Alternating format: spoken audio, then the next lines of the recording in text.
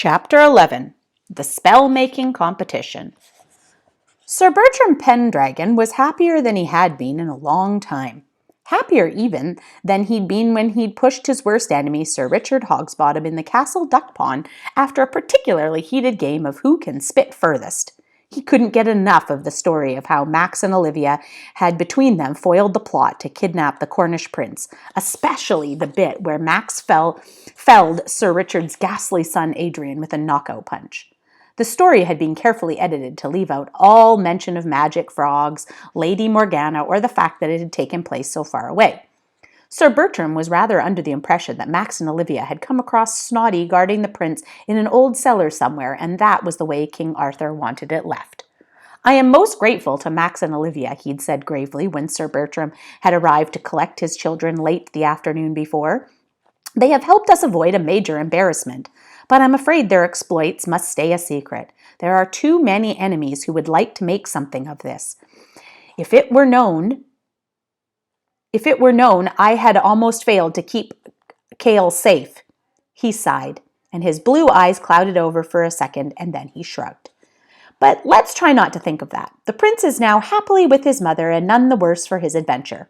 Merlin has made sure that all he remembers is wandering off to play with Max and Olivia. As for Sir Richard," Arthur grimaced, "he has been sent to a post in the northern marches of the kingdom out of trouble. He, his son, and his ward Jerome are leaving this afternoon. And there's no trace of the unknown witch they say was behind it all." "Well, she's not that far away," began Olivia, but Arthur stopped her with a look and put his fingers on his lips.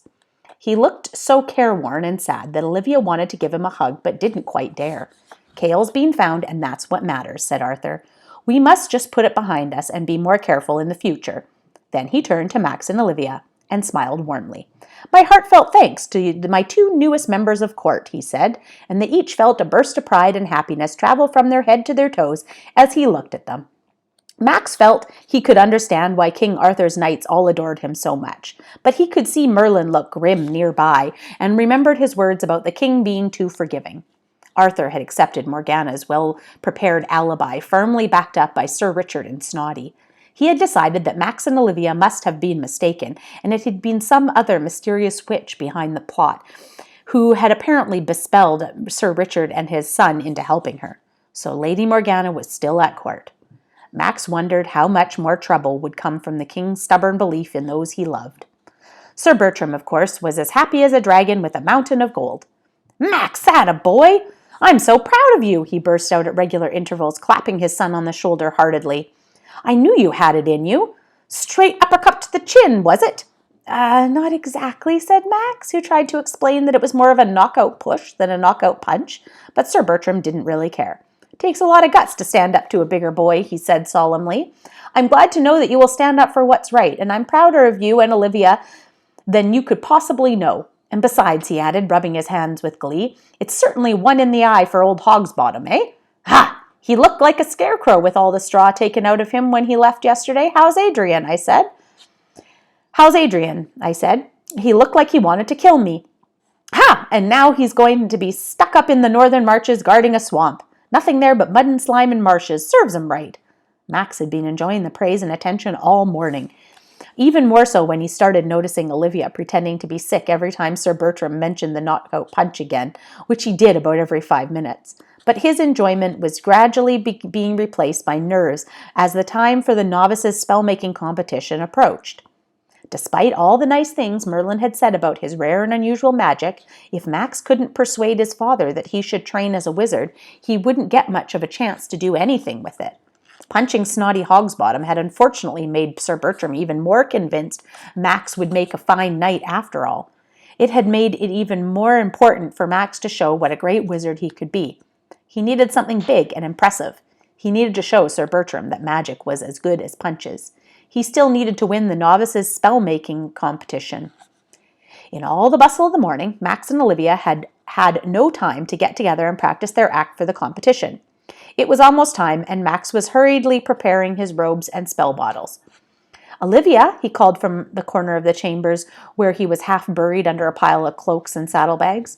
"Where's the antidote bottle?" "How should I know?" said Olivia. "You had it last. It's probably in your pouch."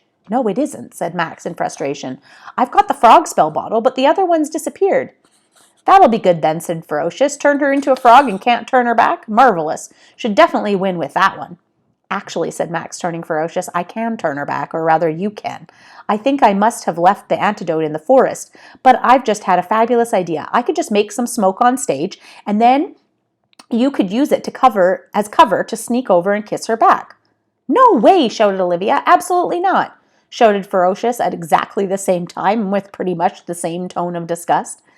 But after a massive amount of persuasion on Max's part, they eventually agreed. Olivia finally said that being kissed by Ferocious couldn't possibly be worse than being kissed by Max, and Ferocious decided that he was just about prepared to do it for the right to eat all of Max's bacon rind for the next year. So, off to the competition they went. The castle green was cleared of stalls and a large stage had been put up in the middle, decked with banners and streamers. Most of the assorted knights, ladies, wizards, and witches at the festival were seated in front of the stage, watching a small boy bewitch an arrow to fly around in circles and clapping politely. Lady Griselda and Sir Bertram were sitting near the front. She was trying to look encouraging, and he was trying not to look bored. Max and Olivia were waiting nervously by the stage for their turn to be called. Ferocious poked his head out of Max's pocket and surveyed the scene. It won't work, you know, she said gloomily. Something's bound to go wrong. Turn your sister into a badger, most likely, and then we won't be able to turn her back. Goodness knows what works with badgers. Shut up, Ferocious, whispered Olivia. Just do your bit and it will be fine. Adolphus bounded up beside them. Hello, hello, all set? It's really exciting. What fun.